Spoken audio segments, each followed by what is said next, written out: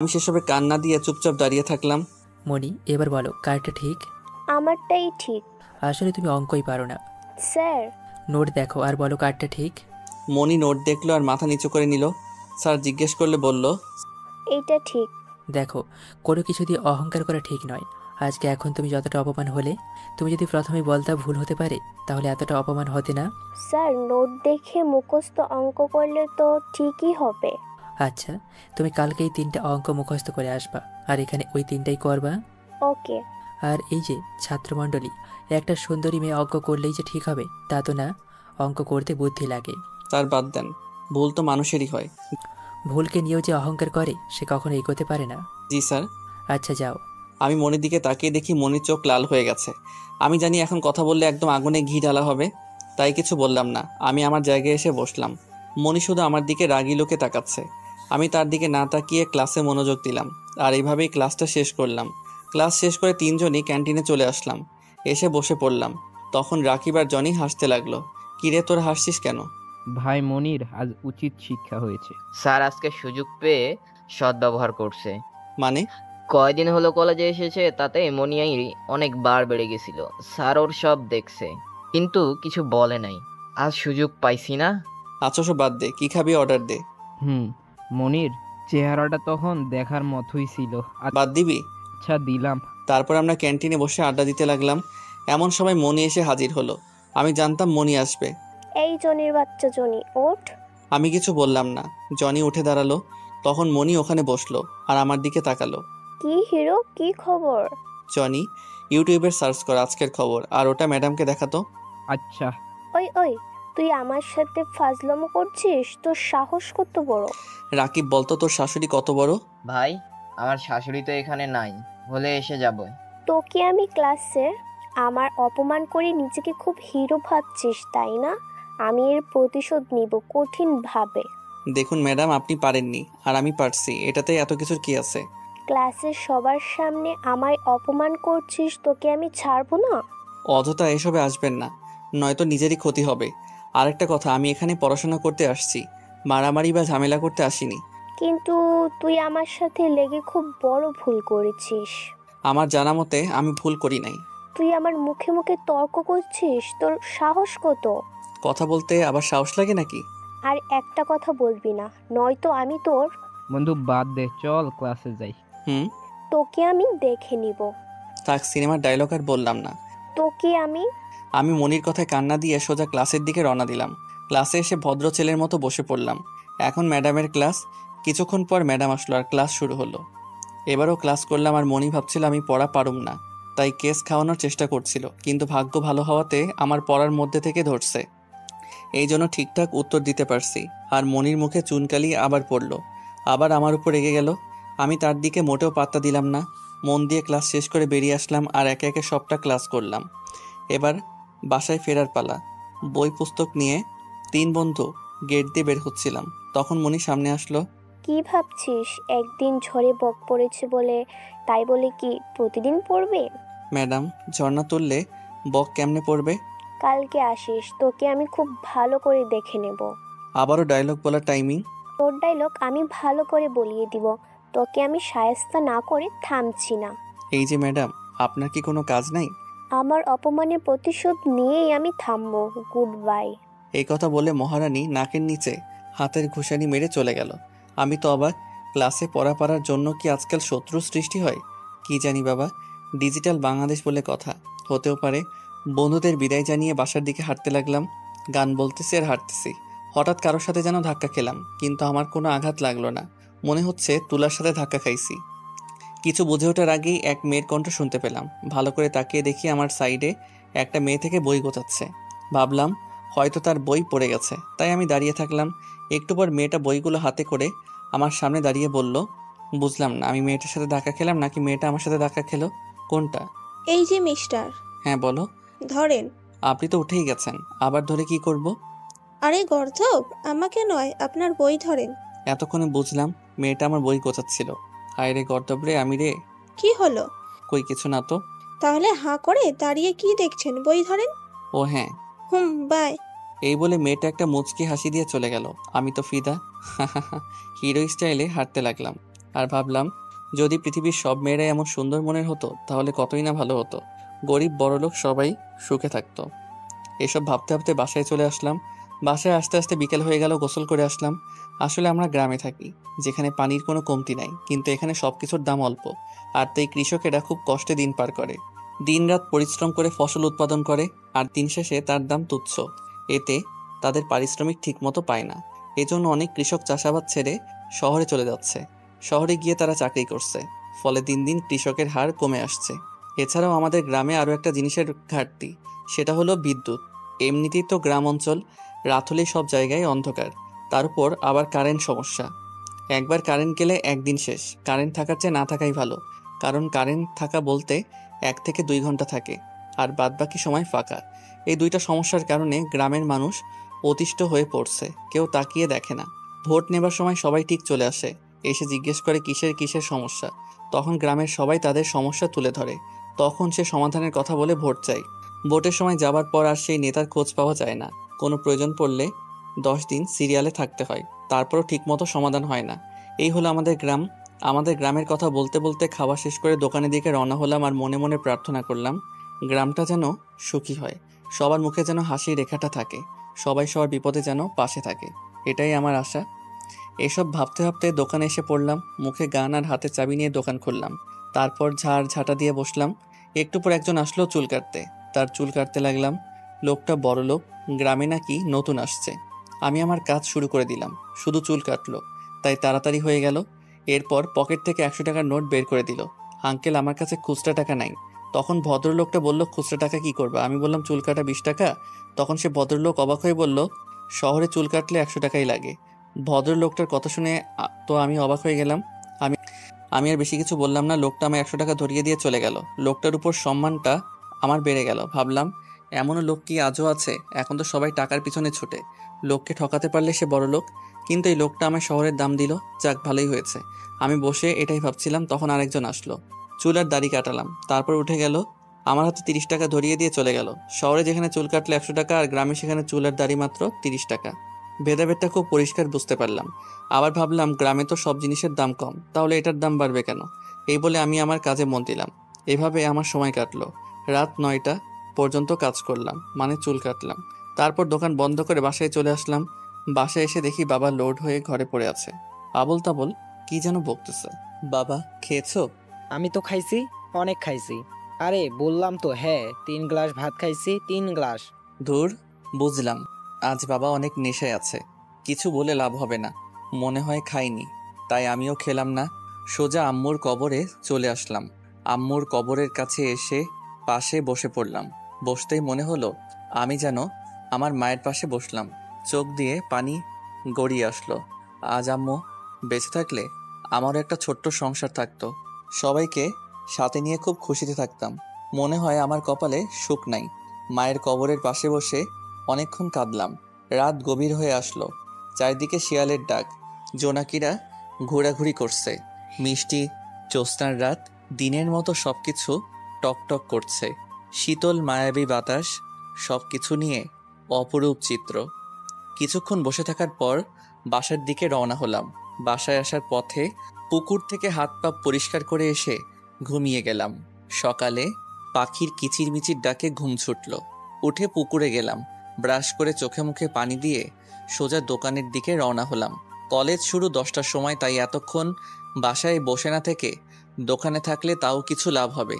তাই আর দেরি না করে দোকানে আসলাম। দোকান খুলে ঝাড় ঝাঁটা দিয়ে বসলাম। সকাল সকাল কেউ তেমন আসে না, তাই হোটেলে গিয়ে হালকা নাস্তা করলাম। নাস্তা করে এসে বসে আছি, তখন বাবা আসলো। বাবাকে আসতে দেখেই বুঝেছি বাবার টাকা লাগবে, তাই বাবা কিছু না বলতেই পকেট থেকে 100 টাকা বের করে দিলাম। বাবার আমার দিকে কিছুক্ষণ তাকিয়ে থাকলো, তারপর আমার পাশে বসলো আর বলল, সন্তান বড় হওয়ার পর বাবার কাছ থেকে টাকা নেয়, আর আমি এমন ওই বাবা যে কিনা সন্তানের কষ্ট জমানো টাকা দিয়ে নেশা করি। কম করে খাবা। আমার মতো বাবা যেন এই দুনিয়ার আর কারো না হয়। আরে বাবা, কি বলছো? তুমি নেশা করো তো কি হয়েছে? তবু আমার বাবা লক্ষ্মী বাবা। বাবা আমায় বুকে জড়িয়ে কপালে একটা চুমু দিল। জানিস বাবা, এই মনে অনেক কষ্ট, যা ভোলার একটাই রাস্তা, যদি এই রাস্তা বাদ দিই তাহলে আমার মৃত্যু হবে। এসব কি বলছো বাবা? ভুলেও এসব মুখে আনবে না। দোয়া করি, অনেক খুশি হোস বাবা, অনেক। এ কথা বলে বাবা চোখ ভরা পানি নিয়ে চলে গেল। আমি বাবার দিকে কিছুক্ষণ তাকিয়ে থাকলাম আর ভাবলাম ভালোবাসা কাকে বলে। কিছুক্ষণ পর কাস্টমার আসলো। আমি আমার কাজ আরম্ভ করে দিলাম।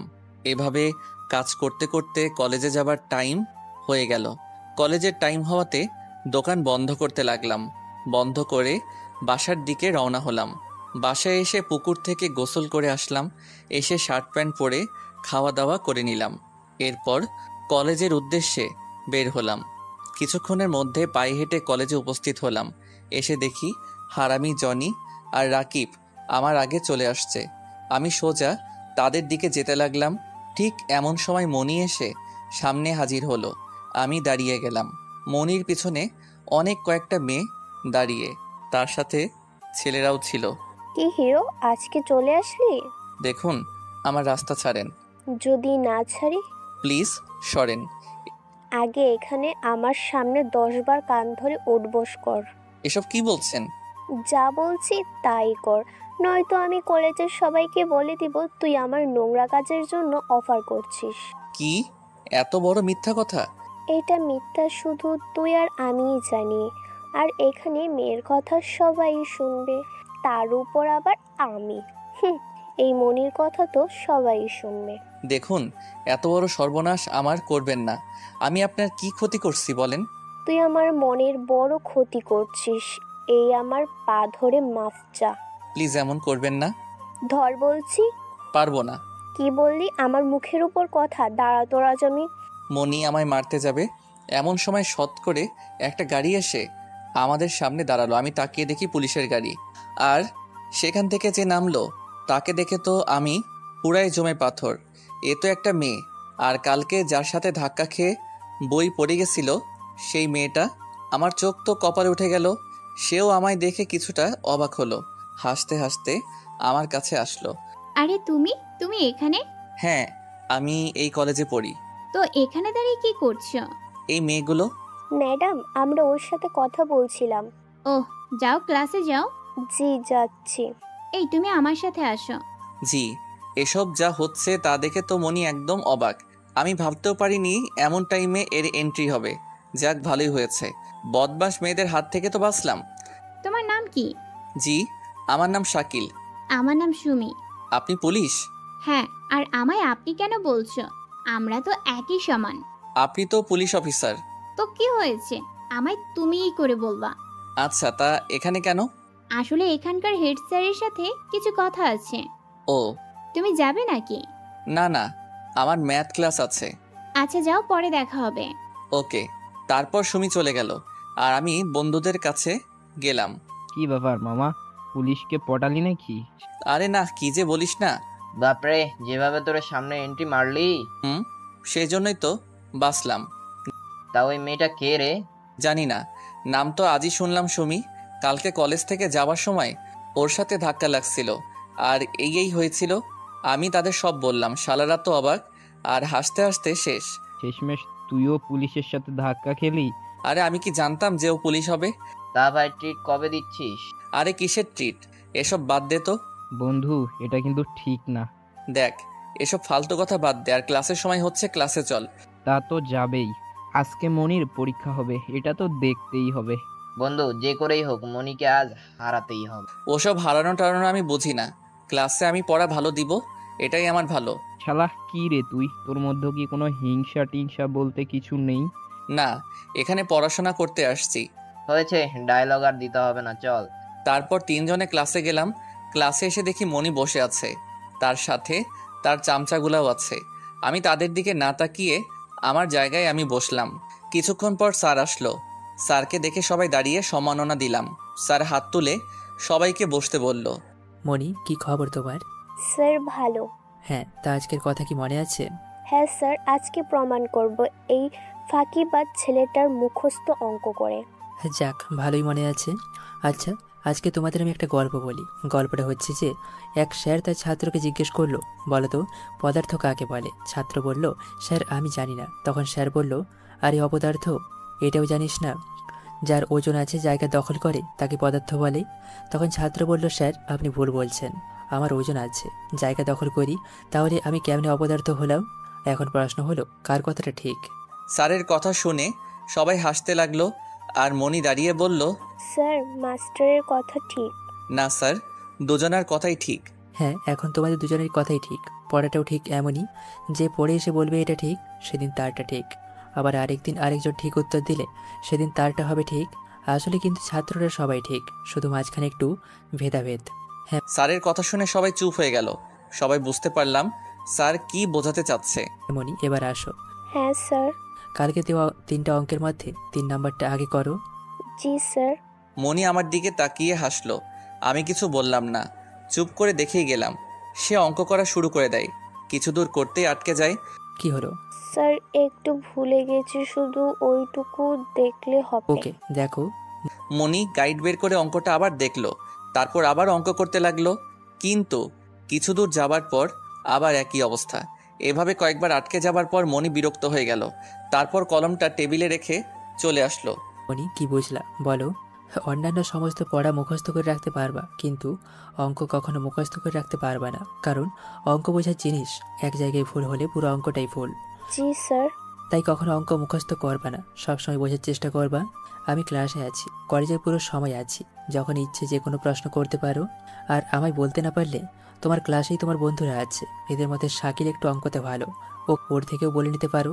মনি আমার দিকে তাকিয়ে মুখ ভেঙচি দিল। কলেজে ক্লাসের বন্ধু হোক বা যে কোনো ক্লাসেরই হোক, কখনো কারোর সঙ্গে শত্রুতা করবা না, তাহলে কিন্তু কিছুই শিখতে পারবা না। জি স্যার। এবার শাকিল আসো আর অঙ্কটা করে দেখাও। স্যার, আসতে বলছি। আমি আর কিছু না বলে চলে গেলাম। আর কলমটা হাতে নিয়ে মনির করা অঙ্কটা যেখান থেকে ভুল হয়েছে সেখান থেকে মিশিয়ে ঠিক করে করতে লাগলাম। মনির অঙ্ক করলা কেন? নতুন করে তো করতে পারতা। স্যার, ওরটাও ঠিক আর আমারটাও ঠিক। যাও। তারপর আমি আমার সিটে এসে বসলাম। স্যার পরের অঙ্কগুলো বুঝিয়ে দিল আর ক্লাসটা শেষ করলাম। ক্লাস শেষ করে ক্যান্টিনে এসে বসলাম আর আড্ডা দিচ্ছিলাম। তখন মণিসহ তার চামচাগুলো আসলো। আমি নিচের দিকে তাকিয়ে রইলাম। তখন মণি বলল, দেখো শাকিল, আমার খুব ভুল হয়ে গিয়েছে, বুঝতে পারছি, তাই আমি তোমার সাথে বন্ধুত্ব করতে চাই। জনি, পানি দে তো। জানি আমি যা করেছি তাতে আমার ক্ষমা হয় না, তবুও বলছি প্লিজ, খুব ভুলটা ক্ষমা করে দাও আর সব ভুলে যাও। শাকিল, মনে হয় সত্যি মনি তোর সাথে বন্ধুত্ব করতে চায়। প্লিজ শাকিল। আচ্ছা, তবে আজ থেকে কাউকে র্যাগিং করবা না। ওকে। আমি মনির কথা বিশ্বাস করে ওর সাথে বন্ধুত্ব করলাম। আর তারপর থেকে আমরা একসঙ্গে ঘোরাঘুরি, কথাবার্তা, ক্লাস সব একসঙ্গে করছিলাম। কিছুটা সময়ের মধ্যেই তার সাথে আমার খুব ভালো সম্পর্ক গড়ে ওঠে। একসঙ্গে সবকটা ক্লাস শেষ করে সবাইকে বিদায় জানিয়ে বাসায় চলে আসলাম। বাসায় এসে গোসল করে নিলাম, এরপর রুমে শুয়ে আছি। তখন চাচু খেতে ডাকলো, যে হালকা একটু করে খেলাম, তারপর আবার এসে শুয়ে পড়লাম। তখন মনির কথা মনে হলো। মেয়েটা ফাজিল হতে পারে, কিন্তু মনের দিক থেকে খুব সুন্দর। মনিকে নিয়ে আনমনে কথা বলছিলাম, এরই মধ্যে কখন যে ঘুম এসে আক্রমণ করছে তা বলতে পারবো না। একটানা ঘুমানোর পর বিকেল 4টার সময় ঘুম থেকে উঠলাম আর হাত মুখ ধুয়ে নিলাম আর দোকানে যাবার জন্য রেডি হলাম। কিছুক্ষণের মধ্যে দোকানে চলে আসলাম। এসে দোকান খুলে ঝাড়ঝাঁটা দিয়ে বসলাম। ধান্দা আমার শুরু হলো। একের পর এক কাস্টমার আসলো। বিকেল পেরিয়ে সন্ধ্যা আসলো আর রাত 9টা পর্যন্ত কাজ করলাম। এরপর দোকান বন্ধ করে বাসার দিকে রওনা হলাম। বাসায় এসে খাওয়া দাওয়া করে শুয়ে পড়লাম। শুয়ে থেকে ভাবছি, পড়াশোনা করে যদি একবার মানুষ হতে পারি তাহলে আমার বাবার আর কষ্ট থাকবে না। সবাইকে দেখিয়ে দিব নাপিত হলেও আমি মানুষ, আর মানুষ সব করতে পারে। এসব ভাবতে ভাবতে ঘুমিয়ে গেলাম। আর রাত 12টার সময় কিসের যেন চেঁচামেচির আওয়াজ পেলাম। সঙ্গে সঙ্গে ঘুম ছুটে গেল। বাইরে এসে দেখি বাবা দাঁড়িয়ে, সঙ্গে চাচা চাচিও আছে। বাবা মাথা নিচু করে দাঁড়িয়ে আছে আর চাচির আগে যেন ফুলে আছে। চাচু, কি হয়েছে? এতক্ষণে এসে বলছিস কি হয়েছে? যা হবার তা তো হয়েই গেছে। মানে কি হয়েছে? তোর বাবা যে এতটা নীচ, এতটা জঘন্য, তা আমি আগে জানতাম না। আমার বাবা কি করছে? তোর বাবাকেই জিজ্ঞেস কর। বাবা কি হয়েছে? বাবা মাথা নিচু করে দাঁড়িয়ে আছে, কোনো কথা বলছে না। চাচি, তুমি বলো না। যাকে আমি নিজের ভাইয়ের মতো দেখতাম সে কি আমায় দিয়ে তার চাহিদা মেটাতে যাচ্ছে? চাচি চুপ, একদম চুপ। আমার বাবার নামে আর একটা বাজে কথা বলবা না। যা সত্যি তাই বলছি। না, এটা সত্যি নয়। আমার বাবা হয়তো নেশা করে, হয়তো মাতাল থাকে, কিন্তু এত বড় জঘন্য কাজ কিছুতেই করতে পারে না। চোরের মায়ের বড় গলা। চাচা প্লিজ তুমি কিছু বলো। এসব কি বলছে? তুমি তো তোমার ভাইকে চিনো। কি বলবো, এতদিন খুব সম্মান আর শ্রদ্ধেয় করছি, কিন্তু আর সে ছি। চাচু তুমিও এসব বলছো? অনেক দিন থেকে আমার পেছনে ঘুরে। আমি সম্মানের ভয়ে কাউকে বলি না, কিন্তু আজ আজ তো ছি। চাচি অনেক হয়েছে, এবার থামো। শাকিল তুই চুপ কর। চাচু হ্যাঁ, আর ভাই তোমার বউ লাগবে সেটা আমাদের বলতা, আমরা বিয়ে দিতাম, কিন্তু তাই বলে বোনের মতো মেয়েকে। চাচু তুমিও কিন্তু বেশি বলছো। শালিক চুপ কর। বাবা একে তো পুলিশে দেওয়া উচিত। যাওয়াবার তো হয়ে গেছে, এখন এটাকে বাইরে না বের করাই ভালো।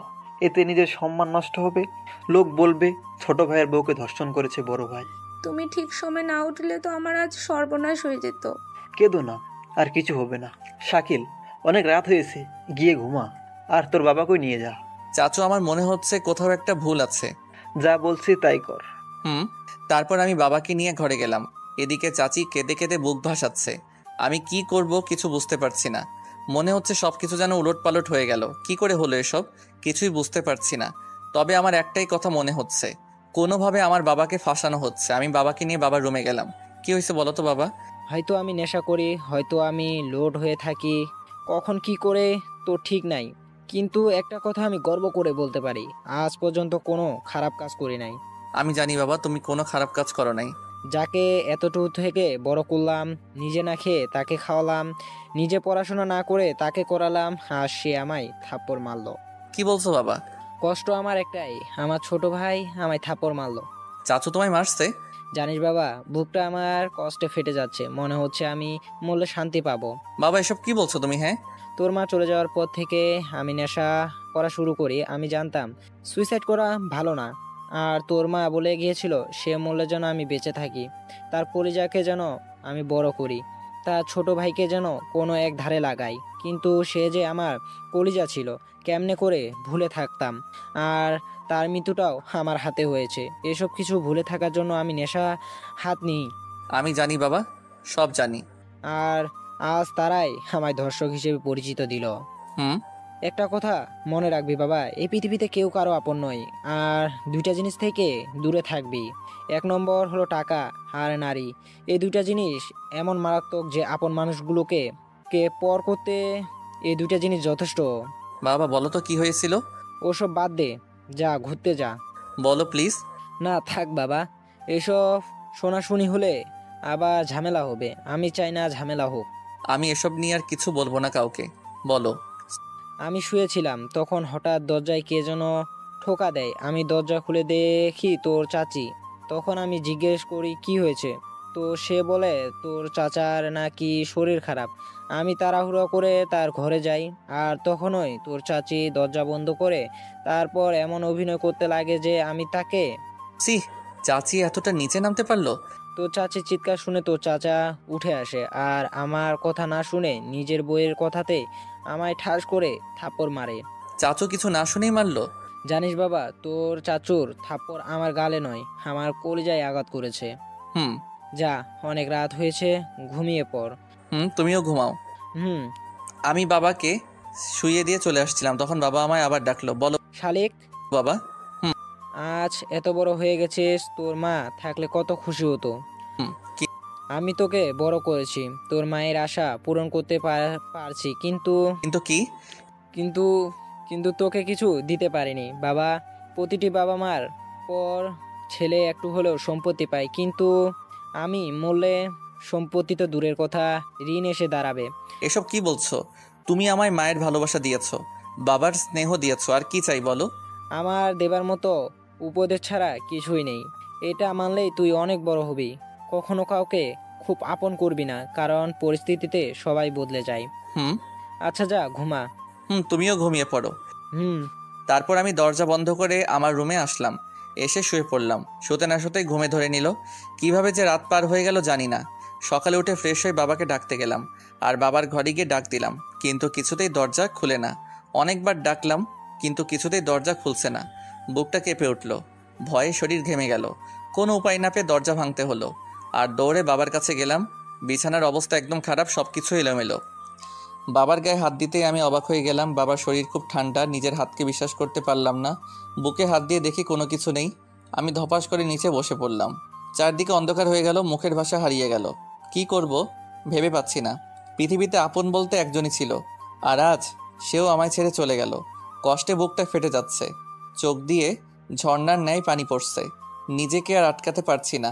আমার চিৎকার চেঁচামেচি শুনে চাচা আর চাচি আসলো। চাচা দাঁড়িয়ে আছে। কিছুক্ষণের মধ্যে আমার বাড়িতে লোকজনে ভরপুর হয়ে গেল। রাকিব সাকিব এরাও চলে আসলো আর আমায় নিয়ে দূরে আসলো। তারা আমায় সান্ত্বনা দিতে চাইলো, কিন্তু আমি আর থামতে পারছি না। মন চাচ্ছে গলা ছেড়ে কান্না করি। মসজিদের মাইকে বাবার নামটা জারি হয়ে গেল। সাথে ছিল ছোট্ট একটা শব্দ, মৃত্যু। এই ছোট্ট শব্দটাই পুরো গ্রামকে নিস্তব্ধ করে দিল।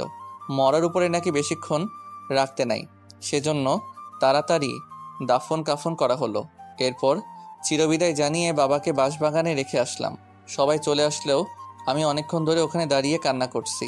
জানি আর ফিরে আসবে না, কিন্তু তবুও নিজের মনকে মানাতে পারছি না। বাসায় এসে বসে পড়লাম। পুরো বাড়িতে বাবার কত স্মৃতি জড়িয়ে আছে। বাবা তো বাবাই, সে যতই নেশাখোর হোক বা পাগল হোক। দুপুরে খাওয়া দাওয়া না করে বসে রইলাম। একটু পর চাচা আসলো আর আমার পাশে দাঁড়িয়ে বলল, চল বাবা, খাবি? তোমরা আমায় আজ এতিম বানালে, তোমাদের জন্য আমার বাবা মারা গেছে। হ্যাঁ, আমরা দায়ী, আমি নিজেই দায়ী। নিজের ভাইকেও অবিশ্বাস করলে, যে কিনা নিজে না খেয়ে তোমায় খাওয়াতো, নিজে পড়াশোনা না করে তোমায় করিয়েছে, সে তুমি আজ বউয়ের এক কথায় সেই বাবার মতো বড় ভাইকে থাপ্পড় মারলে। এই কষ্ট কে সইতে পারে বলো? আমি বুঝতে পারিনি। চলে যাও এখান থেকে, আর কখনো আমার সামনে আসবা না। আমি তো যাব, কিন্তু তুই খেয়ে নে, না খেলে তোর শরীর খারাপ করবে। আমি খুনিদের হাতে খাই না, আর যে খাবারের জন্য আমার বাবা মরছে সেখানে আমি কিছুতেই খাবো না। এতে না খেয়ে মরলে মরবো। এমন জেদ করে না বাবা। বললাম তো খাবো না, যান এখান থেকে। কিন্তু চলে যান। চাচা উঠে চলে গেল, আমি ওভাবেই বসে থাকলাম। দুপুর পার হয়ে বিকেল আসলো, তবুও আমি ওখানেই বসে রইলাম। সন্ধ্যার সময় বাজারে এসে হোটেলে কিছু খেলাম, তারপর বাসায় চলে আসলাম। অনেক রাত পর্যন্ত জেগে থাকলাম। এরপর গভীর রাতে ঘুমিয়ে গেলাম। ভাবলাম কালকে এমন সময় বাবা আমার সাথে কথা বলছিল, আর আজ সে এতটা দূরে যে কখনো আর কথা হবে না। এসব ভাবতে ভাবতে ঘুমিয়ে গেলাম। সকালে উঠে ফ্রেশ হলাম। তখন মনে হলো বাবা এতক্ষণ উঠে নাই, ডাক দিতে হবে, কিন্তু দরজা খুলতেই আটকে যায়। বাবা তো আর নাই, কালকেই তো বিদায় নিয়েছে। কান্না মাখা চোখে ফিরে আসলাম। হাত মুখ ধরে দোকানের দিকে গেলাম। হালকা নাস্তা করে দোকান খুললাম, কিন্তু দোকানেও মন বসে না। বারবার বাবার কথা মনে হচ্ছে, তাই দোকান আবার বন্ধ করে বাসায় চলে আসলাম। বাসায় এসে শুয়ে রইলাম। ভাবলাম কলেজে গেলে হয়তো মনটা ঠিক হবে, বন্ধু বান্ধবীদের সাথে কিছুক্ষণ আড্ডা দিলে সব ঠিক হয়ে যায়। আর তাই কলেজের টাইম পর্যন্ত অপেক্ষা করলাম। তারপর কলেজের টাইম হতেই কলেজে যাওয়ার জন্য বের হলাম, আর সোজা কলেজে এসে হাজির হলাম। গেট দিয়ে প্রবেশ করলাম। তাকিয়ে দেখি রাকিব সাকিব বসে আছে। আমি তাদের উদ্দেশ্যে যাচ্ছিলাম, ঠিক তখনই হঠাৎ সামনে এসে দাঁড়িয়ে পড়ল মনি। তাকে দেখে মুচকি একটু হাসলাম। সে কিছু না বলে দাঁড়িয়ে রইল। আমি ভাবলাম কিছু বলবে, কিন্তু সে কোনো কিছু বলল না। সেখান থেকে সরে তার বান্ধবীদের কাছে চলে গেল। মনে হয় ভুল করে সামনে এসে পড়ছে। আমি তেমন কিছু মনে করলাম না। আমারও মন ভালো ছিল না, তাই আর জোর করে কথা বলতে গেলাম না। সোজা চলে আসলাম। কিরে, আসছিস? বাসায় একা মন টিকছিল না, তাই আসলাম। ভালো করছিস, আমাদের সাথে থাকলেই মন ভালো থাকবে। কেমন? আচ্ছা চল ক্লাস দিকে যাই। সময় হয়ে যাচ্ছে, চলো। তারপর আমরা তিনজন ক্লাসের দিকে রওনা হলাম। ক্লাসে এসে আমার জায়গায় বই রেখে বসে পড়লাম। কিছুক্ষণের মধ্যে সবাই এসে ক্লাসে হাজির হলো। এরই সাথে স্যার আসলো। ক্লাস শুরু হয়ে গেল। মন দিয়ে ক্লাস করছিলাম, কিন্তু মন খারাপ থাকায় বিরক্ত বিরক্ত লাগছিল। এইভাবেই ক্লাস শেষ করলাম। ক্লাস শেষ করে বেরিয়ে আসলাম ক্যান্টিনে। ওখানে এসে তিনজনে মিলে আড্ডা দেওয়া শুরু করলাম। আড্ডা খুব সুন্দর হয়ে জমে উঠল। ঠিক এমন সময় আমাদের সামনে মনি আর তার বান্ধবীরা এসে হাজির হলো। কিরে, তুই তো খুব বড়লোক হয়ে গিয়েছিস। আমি গরিব, গরিবই আছি। একদম কথা বলবি না। কালকে কই ছিলি? বাসায়। আমার? হয়েছে, থাম। তোর কিছু শোনার টাইম আমার কাছে নেই। চল, আমার সাথে কিছু কাজ আছে। কোথায়? চল না। আর কোনো কথা না বলে উঠে মনির সাথে একা একা হাঁটতে লাগলাম। মনিও একা ছিল, দুজনে হাঁটছিলাম। জানি না কই নিয়ে যাচ্ছে। দেখলাম সে আমায় লাইব্রেরিতে নিয়ে আসছে। আমি ভাবলাম হয়তো বইটই পড়বে, তাই আর কি। আমি ভিতরে গিয়ে বইটা হাতে নিয়ে পড়া নিয়ে দেখছিলাম। পুরো লাইব্রেরিতে আমি আর মনি একা ছিলাম।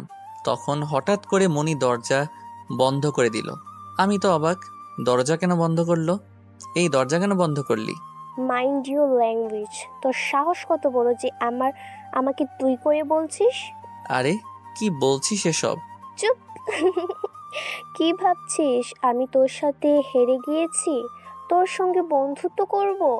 আরে এই মনি কখনো হারে না, আর হারবেও না। আরে কি হয়েছে? আমি তো কিছুই বুঝতে পারছি না। নেকামি করা হচ্ছে? কিসের ন্যাকামি?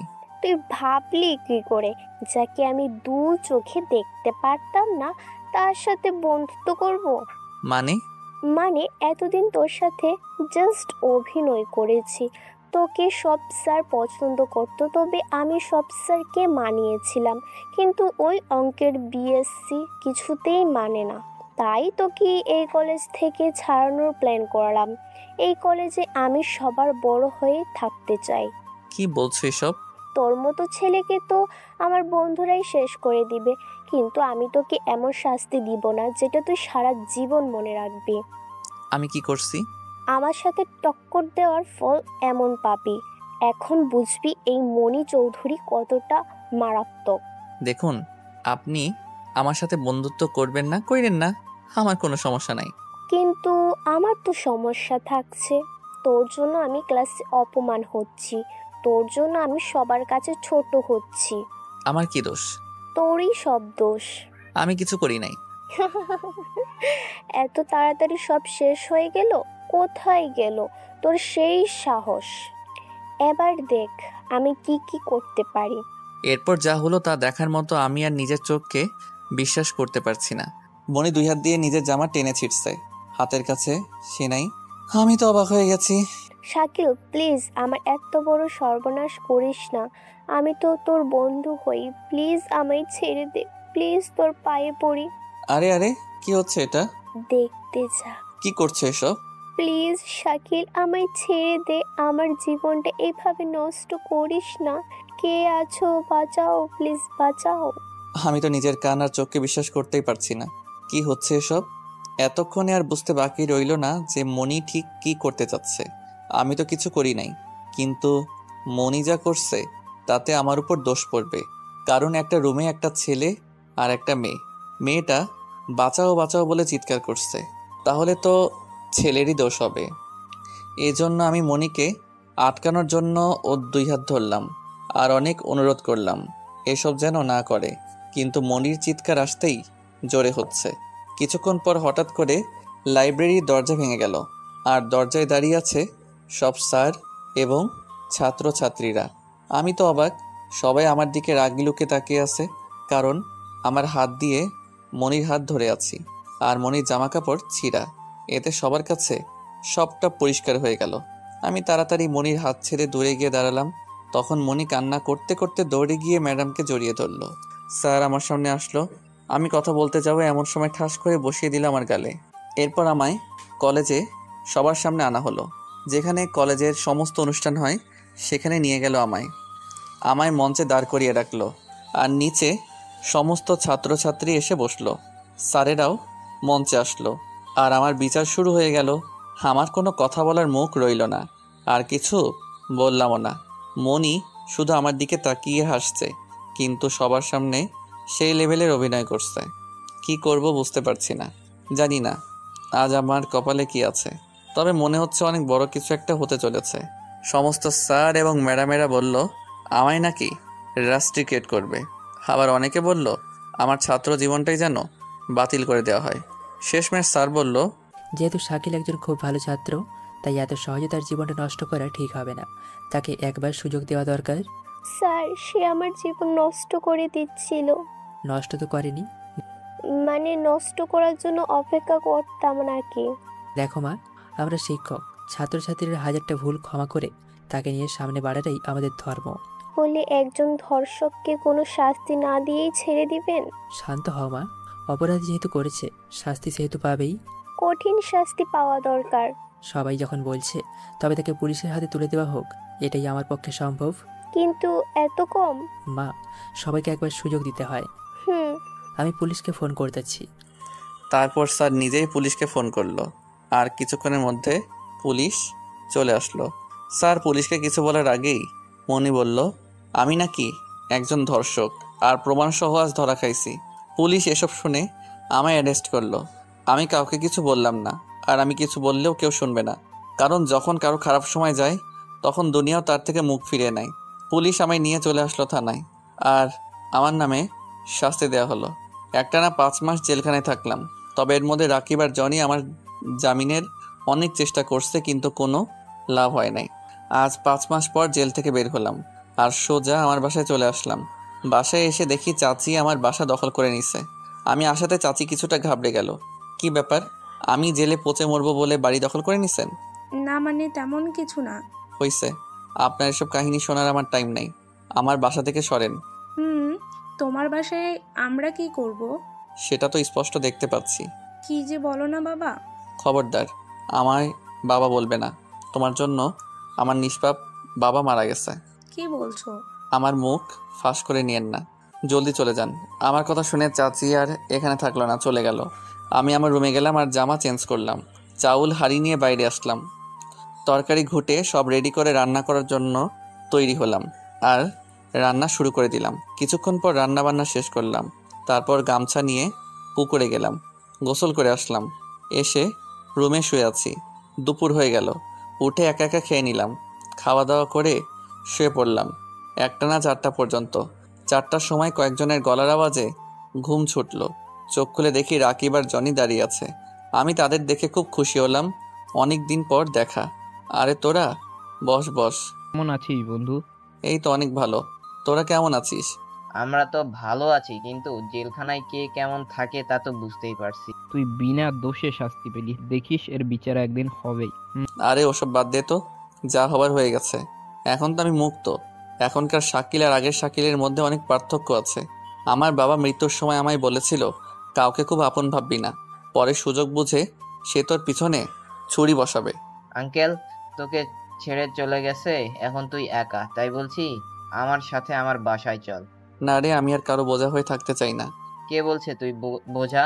দেখ বন্ধু, এখন রান্না শিখতে পারলে পরে বউকে অনেক সাহায্য করতে পারবো। আর তাছাড়া যদি মেয়েরা শুনে সে নিজেই রান্না করে খায়, তাহলে তো মেয়েরা লাইন লেগে দিবে। হা হা হা, শালা তুই কবে হলি? ধরে নে আজকেই। অনেকদিন একসাথে আড্ডা দেওয়া হয় না, চল আজকে আড্ডা দিয়ে আসি। আচ্ছা চল। তারপর আমি উঠে হাত মুখ ধুয়ে ফ্রেশ হলাম। একটা শার্ট পরে রাকিব আর জনির সাথে ঘুরতে বের হলাম। হাঁটতে হাঁটতে অনেক মজা করলাম, অনেক আড্ডা দিলাম, ঘোরাঘুরি করলাম। এরপর একটা রেস্টুরেন্টে উঠলাম। নাস্তা করতে করতে সন্ধ্যা হয়ে গেল। আর কিছুক্ষণ আড্ডা দেওয়ার পর বাসায় চলে আসলাম। বাসায় এসে দেখি ভাত তরকারি সব ঠিক আছে, সেজন্য আর রান্না করতে হলো না। ওটাই খেয়ে দিয়ে ঘুমিয়ে গেলাম। টানা এক ঘুমে সকাল হয়ে গেল। সকালে ঘুম থেকে উঠে হাত মুখ ধুয়ে ফ্রেশ হলাম। এরপর শার্ট পরে দোকানের দিকে রওনা হলাম। দোকানে এসে দেখি দোকানটা ওভাবেই আছে। দীর্ঘ 5 মাস আমি দোকান খুলি নাই, না জানি কতই না ধুলাবালি পড়েছে। আমি দোকান খুলতে দেখি করিম চাচা আসলো। আমার দিকে করুণ দৃষ্টিতে তাকিয়ে আছে। বুঝলাম না ব্যাপারটা কি। আরে করিম চাচা, কি অবস্থা? এই তো বাবা, ভালো। তোমার কি খবর? আমিও ভালো। কি হয়েছে, মন খারাপ নাকি? না বাবা, তোমার দেখি একটু মন খারাপ। কেন? তুমি জেলে যাওয়ার পর তোমার চাচা চাচি সবাইকে বলে বেড়ায় তুমি নাকি মেয়ে দর্শন করেছো, কিন্তু আমি বলছি না, এই ছেলে এমন কাজ করতেই পারে না। চাচা, দুনিয়াটা এখন কি? ডিজিটাল। ডিজিটাল দুনিয়ায় অসহায় ভালো মানুষের কোনো মূল্য নাই। এখন মূল্য করে নিতে হয় টাকা আর চেহারা দিয়ে। একদম ঠিক বলেছো বাবা।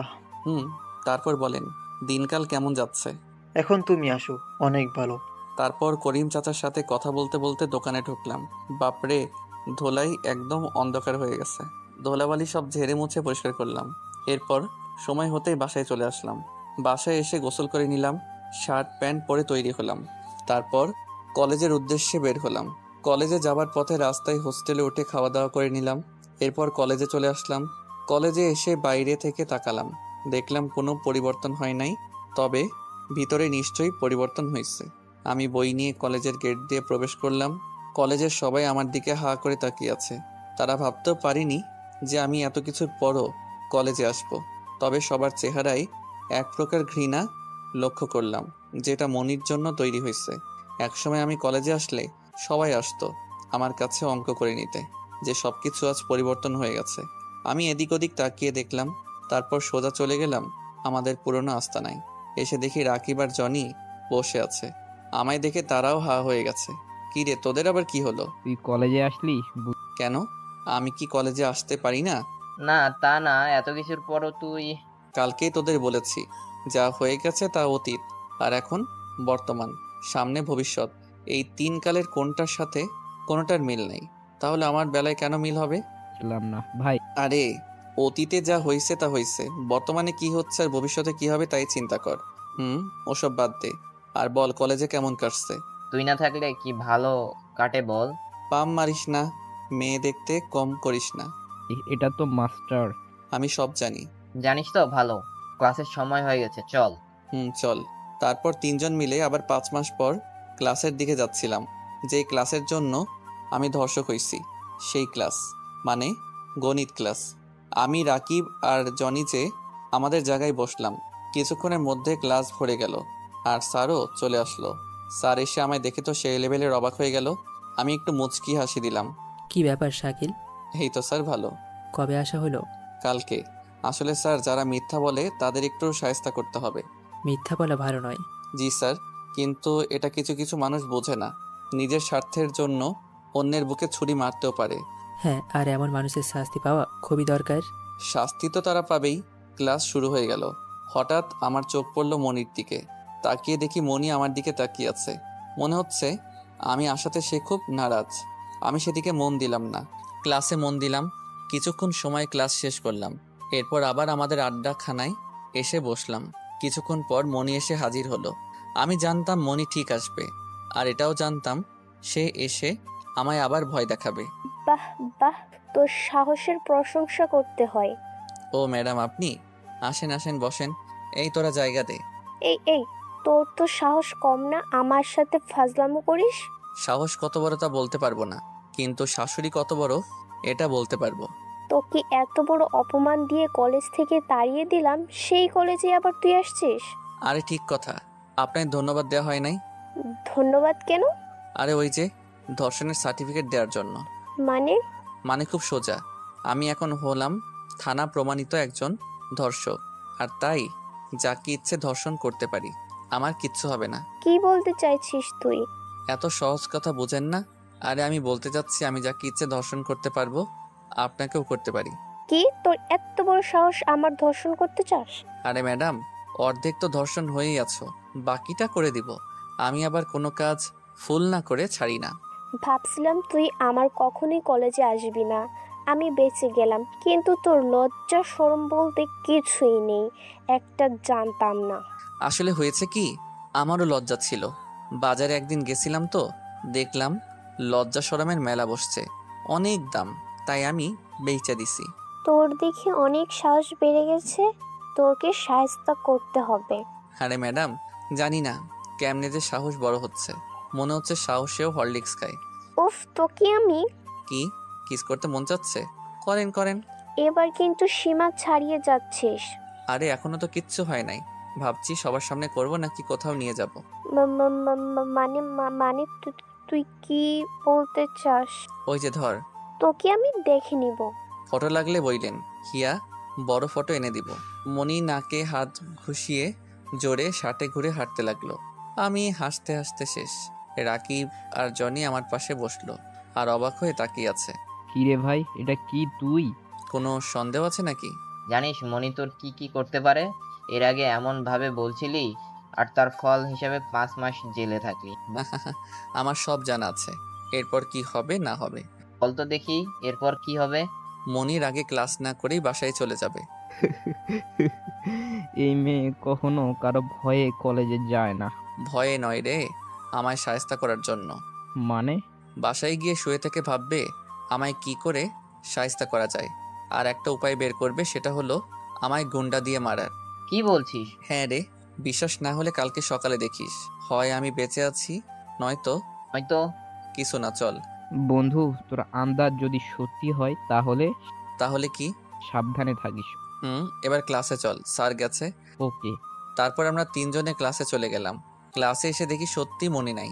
তার মানে কি আমার আন্দাজ সত্যি হয়ে গেল? ক্লাসটা পুরো শেষ হয়ে গেল, অথচ মনি আসলো না। তার মানে এটা পরিষ্কার যে মনি বাসায় চলে গেছে। ক্লাস শেষে আবার আড্ডাখানায় এসে বসলাম। বসে থেকে আড্ডা দিচ্ছিলাম, অনেক মজাও হচ্ছিল। ঠিক এমন সময় কলেজের গেট দিয়ে পুলিশের গাড়ি প্রবেশ করলো। পুলিশ কেন? মনির কাজ হয়তো বা। চুপ করতো। আমরা সহ পুরো কলেজ গাড়ির দিকে তাকিয়ে আছে। আর সেই গাড়ি থেকে নেমে আসলো সুমি, মানে পুলিশ ম্যাডাম। নে, তোর পুলিশ ম্যাডাম এসে পড়েছে। তো ম্যাডাম কেন? আরে হয়তো কথা বলতে আসছে, শুধু শুধু ভয় পাস। ম্যাডাম। আমরা তাকিয়ে আছি। সুমি ম্যাডাম গাড়ি থেকে নেমে সোজা আমার দিকে চলে আসলো। কলেজের সব ছাত্রছাত্রী একবার আমার দিকে তাকাচ্ছে আর একবার সুমির দিকে। কি হ্যাঁ মিস্টার, কি খবর? আসেন ম্যাডাম, বসেন। আচ্ছা, আমি আপনার কোন জন্মের শিক্ষিকা ছিলাম? কেন? তাহলে ম্যাডাম কেন ডাকো? আসলে ম্যাডাম ডাকা আমার খুব ভালো লাগে, তাই। ও, তাহলে সমস্যা নেই। তা কি মনে করে? তোমায় দেখতে আসলাম। ম্যাডাম, আমরা তো ঘাবড়েই গেছিলাম। কেন? তোরা চুপ করবি। ঘাবড়ানোর কি আছে? এখন থেকে মনে করো আমিও তোমাদের বন্ধু। ওকে। ম্যাডাম কোন দিক থেকে আসলেন? আর বইলো না, দেশে এত ক্রিমিনাল বাড়ছে যে পুলিশের ঘুম হারাম হয়ে গেছে। বুঝলাম না। পাশের গ্রামের চেয়ারম্যান, সে নাকি ড্রাগস সহ বিভিন্ন বেআইনি কাজ করে আর গরিবের অনেক হক মেরে খায়, অনেক জুলুম করে। এরকম একটা কেস গেছিল থানায়। তারপর আমি গেছিলাম, কিন্তু ওই গ্রামের কেউ সাক্ষী দিতে রাজি নয়। সবাই বলছে চেয়ারম্যান নাকি খুব ভালো মানুষ। কিছু একটা আছে। সেটাই। হতেই পারে সে আসলেই ভালো।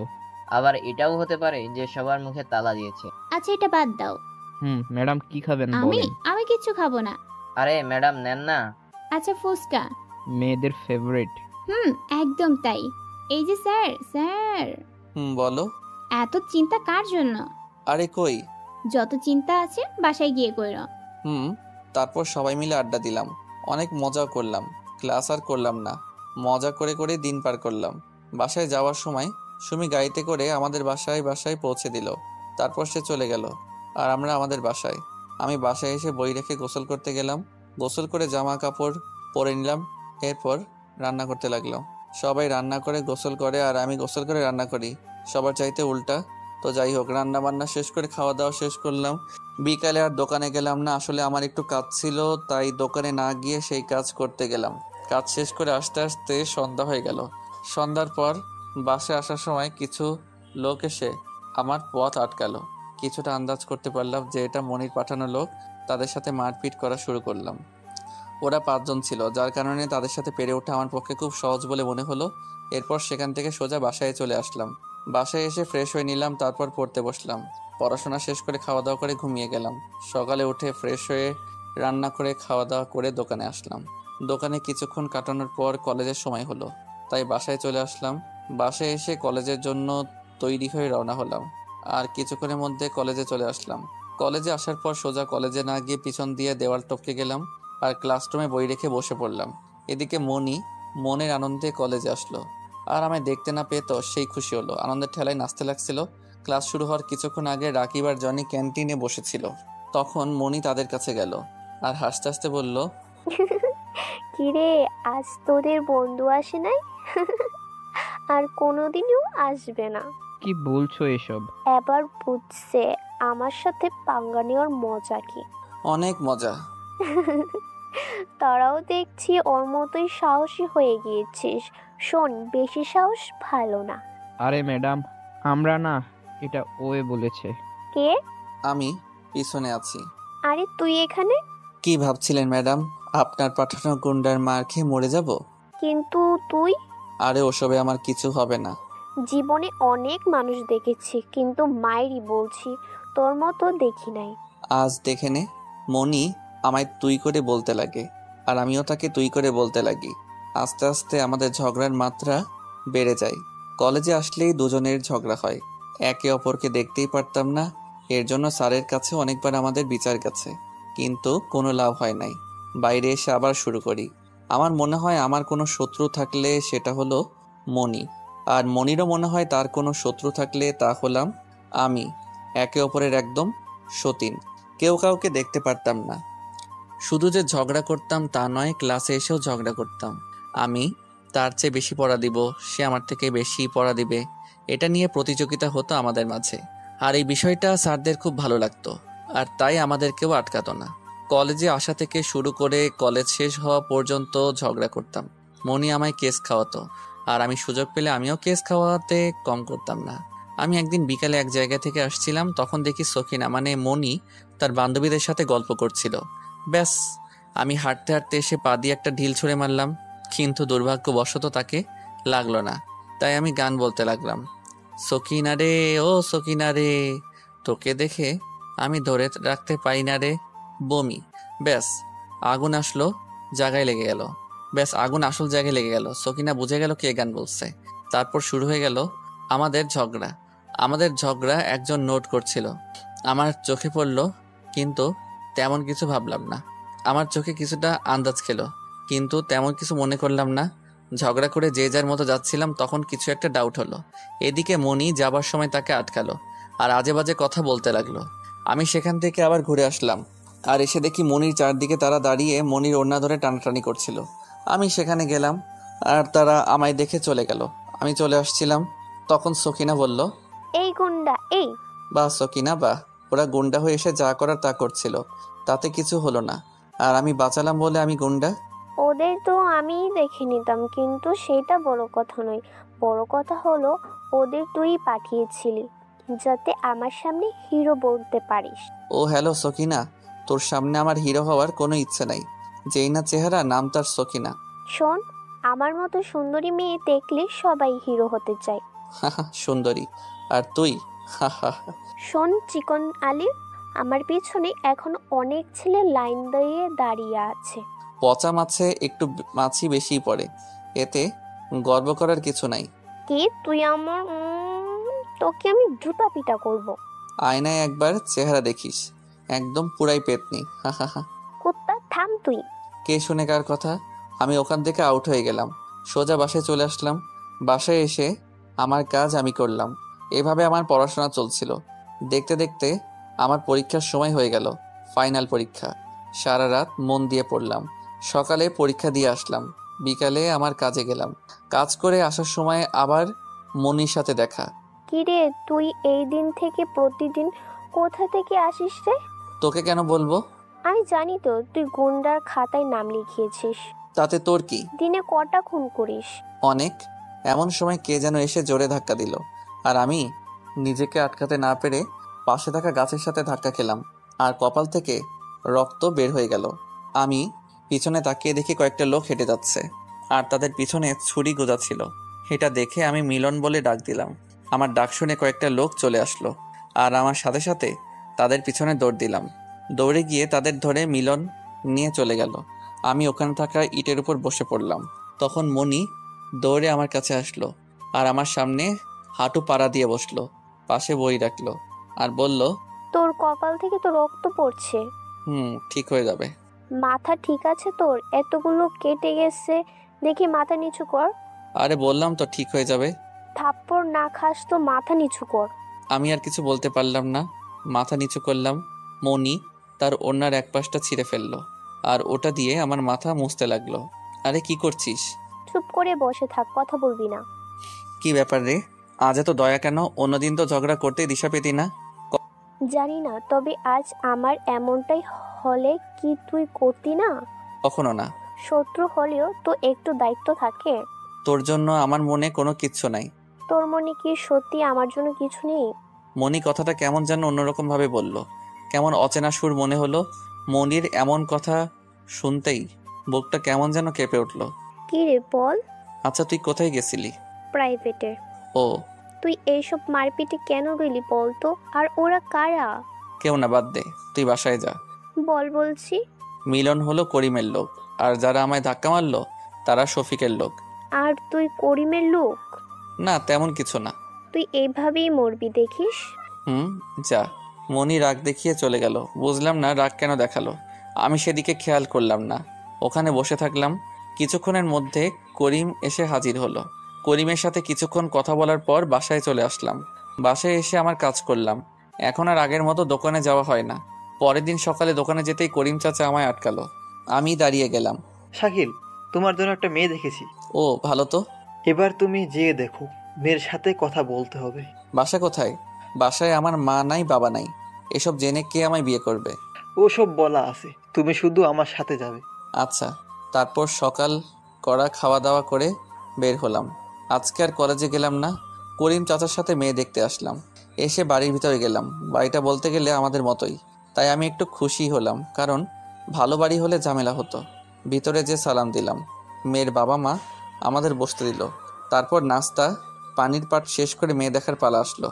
মেয়েটা বেশ সুন্দরী, রূপে তো রূপালী, গুণে কেমন হবে কে জানে। ঠিক এমন সময় মেয়ে বলল আমার সাথে নাকি কথা বলবে। এই কথা শুনে তার বাবা মা আমাদের আলাদা জায়গায় পাঠালো। আমায় দেখেছেন আপনি? হ্যাঁ। আমার মতো এত সুন্দরী মেয়ে আপনার মতো একজন নাপিতকে কি করে বিয়ে করবে? কিন্তু আপনি একজন সাধারণ নাপিত।